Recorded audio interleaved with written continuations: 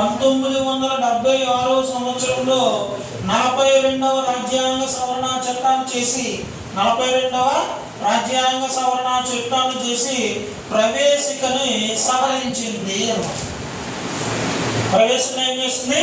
సవరించింది. సవరించి ఎన్ని పదాలు పెట్టింది? ప్రవేశికలో 3 పదాలు పెట్టింది. ఏంటో 3 పదాలు మనం చెప్పుకున్నాం కదా, సామ్యవాదము, లౌకికము, సమగ్రత.